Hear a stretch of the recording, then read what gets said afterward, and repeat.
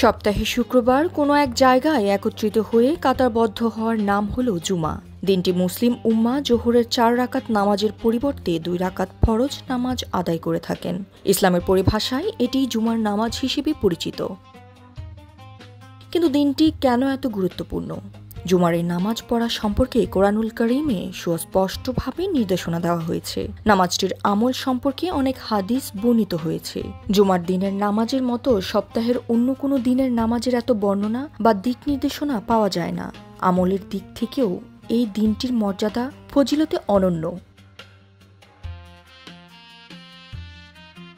কোরআনুল কারীম জুমা নামে একটি স্বতন্ত্র সূরা নাজিল করেছেন আল্লাহ তাআলা এবং সব কাজ রেখে জুমার সময় এই নামাজ আদায় করার নির্দেশও দিয়েছেন এভাবে, হে ঈমানদারগণ, জুমার দিন যখন নামাজের জন্য ডাকা হয় তখন তোমরা আল্লাহর স্মরণে তাড়াতাড়ি করবে ও কেনাবেচা বন্ধ রাখবে। এটি তোমাদের জন্য ভালো যদি তোমরা বোঝো। সূরা জুমা আয়াত নাম্বার 9।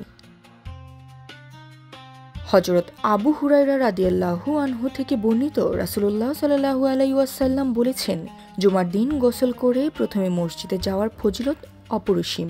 হাদিসে বর্ণিত হয়েছে, প্রথম ব্যক্তির জন্য উট, দ্বিতীয়ের জন্য গরু, তৃতীয়ের জন্য ছাগল, চতুর্থের জন্য মুরগি ও পঞ্চমের জন্য ডিম সদকার সওয়াব রয়েছে।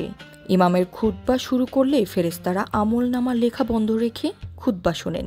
বুখারী 881। তাই জুমার দিনে তাড়াতাড়ি মসজিদে যাওয়া ও খুতবা মনোযোগ দিয়ে শোনা জরুরি। এই দিনের ইবাদতের মর্যাদা অসাধারণ। আর এ জ্যোতি দৃষ্টি 24।